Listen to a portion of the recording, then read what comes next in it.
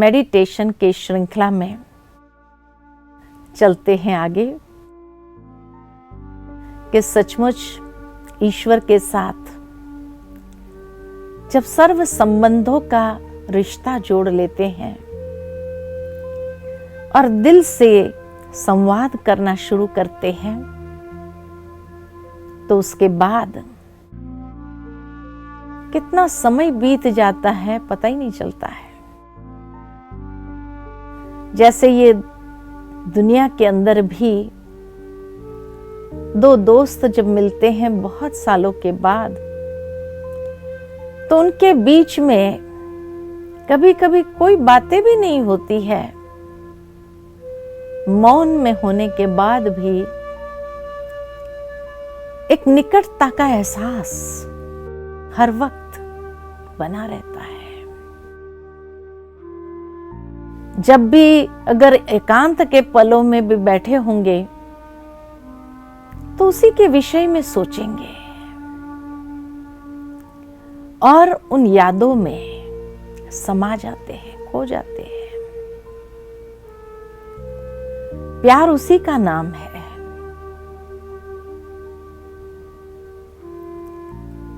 पहले जब दुनिया में भी कोई दो व्यक्तियों के बीच में अति घनिष्ठता वाला स्नेह होता है तो धीरे से बोलने पर भी नैनों की भाषा से समझ में आ जाता है क्या कहना चाह रहे हैं। लेकिन जब निकटता हो जाती है और उसके बाद एक दूसरे की कमी कमजोरी दिखाई देने लगती है तो जोर जोर से चिल्लाने पर भी एक दूसरे की बात समझ में नहीं आती है। और तब मनुष्य कई बार कहते हैं कि पहले आप कुछ नहीं बोलते थे ना तो भी हर बात समझ में आती थी, और अब ऐसा क्या हो गया जो इतना जोर जोर से बोलने पर भी आपके मन की बात को हम समझ नहीं पाते हैं। ये इंसानों के साथ होता है, लेकिन ईश्वर के साथ हमेशा ही कोई मिसअंडरस्टैंडिंग नहीं, कोई गलतफहमी नहीं, क्योंकि वो हमेशा भाव को देखते हुए भावना को समझ जाते हैं। हाँ, कभी कभी मनुष्य स्वभाववश ईश्वर के साथ भी कोई ना कोई चालाकी जरूर करने का प्रयत्न करते हैं, परंतु उसी को हम कहते हैं अज्ञान, कि जहां ईश्वर की वास्तविकता को उसने समझा ही नहीं है तभी तो ईश्वर के साथ चालाकी पूर्ण व्यवहार करते हैं या हिसाब किताब रखना शुरू कर देते हैं। आज भी मंदिर में जाता है मनुष्य तो कहीं ना कहीं एक हिसाब किताब वाली बातें होती है ईश्वर के साथ कि हे प्रभु, इतनी मेरी मनोकामना पूरी हो जाए तो 2 नारियल जरूर चढ़ा दूंगा, या इतना चढ़ावा चढ़ा दूंगा, या आपके नाम पर इतना दान कर दूंगा। अगर भगवान ने कर दिया तब तो मिल गया, और नहीं किया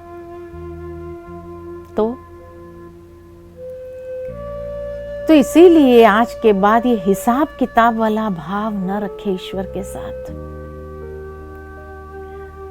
अरे नित्य जो उसने हमें दिया है, हम ऐसी अपनी पात्रता बढ़ाएं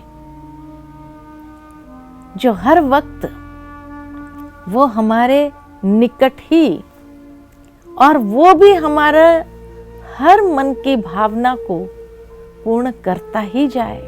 पात्रता होगी तभी तो होगा। अगर पात्रता ही नहीं है तो फिर भगवान भी कहते हैं कि कैसे मैं पूरी करूं, पहले वो पात्रता तो विकसित करो। जिस तरह आज किसी अमीर व्यक्ति का बच्चा अगर योग्य है, पात्र है, तो पिता को कोई चिंता नहीं होती है वो जानता है कि उसका मेहनत का कमाया हुआ जो भी धन है उसका सदुपयोग ही करेगा। परंतु अगर कोई बच्चा नालायक है, अयोग्य है, पैसे की वैल्यू नहीं है उसको, अय्याशी करता हो, तो पिता को चिंता तो अवश्य होगी कि इसको कैसे मैं सब कुछ दे करके जाऊं, ये तो साल 2 साल में ही सारा उड़ा देगा और बाद में उसके जीवन में क्या करेगा। इसीलिए कभी कभी ऐसे पिता उन बच्चों की हरकतों को देखते हुए, उनकी पात्रता को देखते हुए ट्रस्ट बना के जाते हैं, जहां से उनको समय प्रति समय हर महीने कुछ कुछ अमाउंट मिले, ताकि वो उस अय्याशी के पीछे अपना उस पैसे को बर्बाद न करे।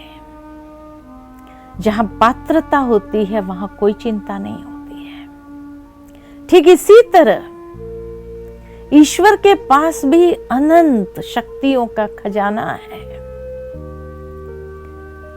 अनंत योग्यताएं है जो हमें प्रदान कर सकते हैं,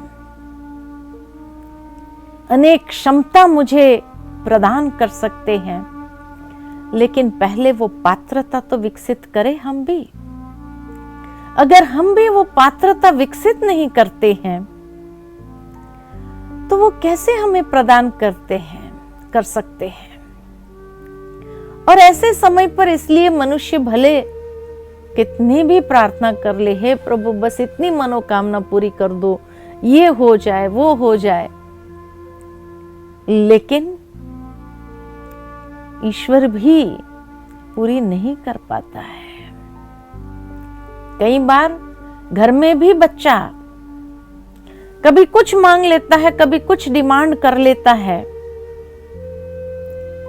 माता पिता कभी कभी तो उसकी कोई डिमांड्स को पूरी भी कर लेते हैं, परंतु जहां देखते हैं कि ये बच्चे के अंदर एक ऐसी ईर्ष्या की भावना आ रही है कि वो अपने दोस्तों को नीचा दिखाने के हिसाब से डिमांड कर रहा है, या ये डिमांड पूरी करने के बाद शायद वो अपने वश में भी नहीं रहेगा, तो उसका जिसमें कल्याण हो, ये देखते हुए माता पिता उस अनुसार उसकी वो डिमांड्स को पूरी करते हैं। ठीक इसी तरह जो हम ईश्वर से प्रार्थना में मांग रहे हैं, लेकिन हो सकता है कि उसके कॉन्सिक्वेंसेस को हमने समझा ही नहीं है, तो नेचुरल है कि भगवान तो त्रिकालदर्शी है, तीनों कालों को देखते हुए जानते हुए हमारे लिए क्या अच्छा है वही तो पूरी करेगा। अगर कोई प्रार्थना कबूल नहीं हो रही है तो अवश्य उसमें कोई आगे ऐसा नुकसान है जो मुझे दिखाई नहीं दे रहा है। इसीलिए यही समझो कि भगवान जो करेगा मेरे कल्याण के लिए ही करेगा, जो देगा मेरे लिए जितना उचित होगा उतना ही देगा, आशीर्वाद भी उतनी ही देगा जितनी मैंने अपनी पात्रता को विकसित किया हुआ है। इसलिए ईश्वर से अगर अधिक चाहिए भी तो अपनी पात्रता को और बढ़ा दो, इतना बढ़ा दे जो वो भी उसको पूर्ण करने के लिए उतावला हो जाए। उसको भी मालूम है कि आगे चल करके किस तरह से इसको घमंड नहीं आएगा उसको पूरा करने के बावजूद भी, लेकिन वो उसका सदुपयोग ही करेगा। ऐसी हमारी पात्रता हम विकसित करें कि जैसे कोई बच्चा बहुत आज्ञाकारी और फरमानबरदार होता है तो माता पिता को भी उस पर गर्व होता है। तो हम भी अपना जीवन ऐसा बनाएं जिसके लिए भगवान को भी गर्व हो कि वाह, मेरी रचना कितनी उत्तम है। दुनिया में माता पिता जन्म दे देते हैं, परंतु भाग्य नहीं दे सकते हैं। भाग्य वो बच्चे का अपने कर्मों के हिसाब से होता है, लेकिन यहां तो परमात्मा भाग्य विधाता भी है। और इसीलिए जो रचना उसने रची है, उस सुंदर रचना को और अधिक हम अपनी पात्रता के माध्यम से जितना उसको विकसित करेंगे, तो कहा जाता है कि जब योग्य पात्र होता है तो ऊपर वाला भी छप्पड़ फाड़ कर देना आरंभ कर देता है। तो इसीलिए अपने अंदर ऐसी शक्ति को हम विकसित करें जो सचमुच उसका गौरव बने, उसका सिरमौर बने, जिसके ऊपर भगवान को भी नाज हो। और जिन पर उसको नाज होता है उनका नाम इस संसार में भी अमर हो जाता है। आज दुनिया में इसीलिए कई ऐसे भक्त आत्माएं, मीराबाई जैसे, जिनके लिए कहा जाता जहर का कटोरा भी अमृत बना देता है वो, और युगों युगों तक उनका नाम अमर हो जाता है। ये बताता है कि भगवान को उसकी प्रीत पर इतना नशा था, इतना गर्व था, जो उसके पास जो कुछ भी था वो उसको देने के लिए तैयार था। लेकिन उस भक्त को भी ऐसा कुछ नहीं चाहिए, किसी में आंख नहीं डूबती। ईश्वर का प्यार मिला, सब कुछ मिल गया। तो भगवान का प्यार जिसको प्राप्त हो जाए वो तो नेचुरल योगी है। इसीलिए संसार के अंदर शास्त्रों में भी दिखाया कि श्री कृष्ण जैसा महान योगी और कोई नहीं, क्योंकि श्री कृष्ण ने अपने आप को इतना ऊंचा बनाया कि परमात्मा के समान, परमात्मा के समीप से समीप, नेक्स्ट टू गॉड जिसको कहा जाए। इसीलिए श्री कृष्ण को कहते हैं लॉर्ड कृष्णा। गॉड कृष्णा नहीं कहते, लॉर्ड कृष्णा। और उस परमेश्वर की इतनी सर्वोच्च कृति है जिसको आज तक लोगों ने भगवान का ही दर्जा देकर के पूजा, और उसमें परमात्मा को भी बुरा नहीं लगा। परमात्मा को भी खुशी होती है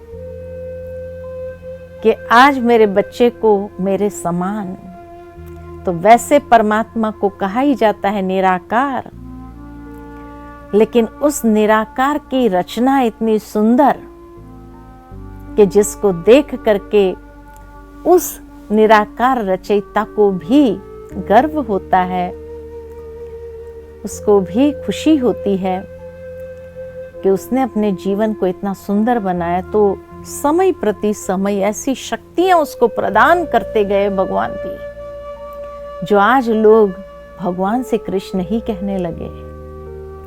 तो जिस तरह माता पिता की छवि योग्य पात्र बच्चे के अंदर दिखाई देती है, ठीक इसी तरह परमेश्वर माता पिता की छवि भी ऐसे महान देवी देवताओं के अंदर भी स्पष्ट नजर आती है। चाहे वो श्री कृष्ण हो, श्री राम हो, चाहे वो कोई ना कोई देवियां हो, उसमें नजर आती है।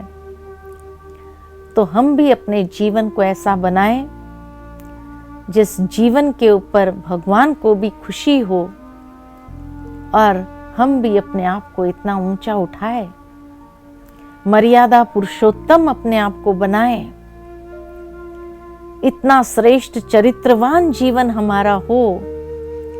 तो भगवान भी देखो किस तरह से अपनी शक्ति शक्ति, क्षमता, सब कुछ हमारे पर लुटाने के लिए तैयार हो जाते हैं। कहने का भावार्थ यही है कि मेडिटेशन माना ही it's a way of life. Meditation ये नहीं कि थोड़ी देर के लिए बैठ गए, हमने ध्यान कर लिया और फिर जब मेडिटेशन से उठे तो गुस्सा करने लगे, अनेक प्रकार के विषय विकारों के वशीभूत हो गए। नहीं,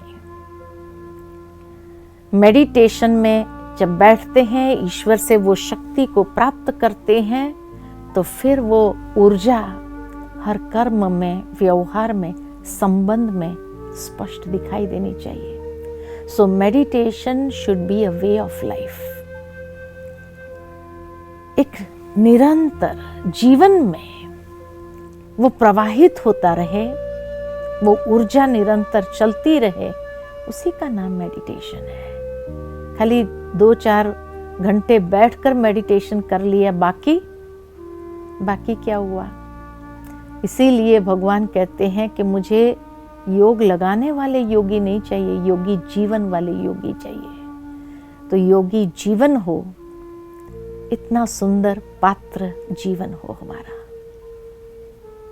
चलिए कुछ देर के लिए अपने ध्यान को एकाग्र करते हैं उस दिव्य स्वरूप में और उस परमात्मा की सर्व शक्तियों को, ऊर्जा को स्वयं में भरते हुए सशक्त हो जाते हैं।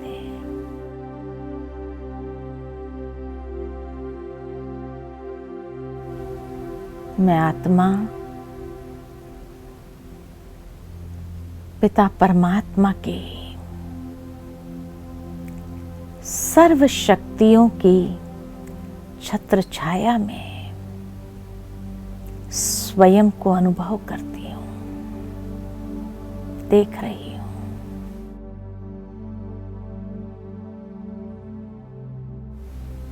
महसूस करिए उस ऊर्जा को प्रवाहित होते हुए।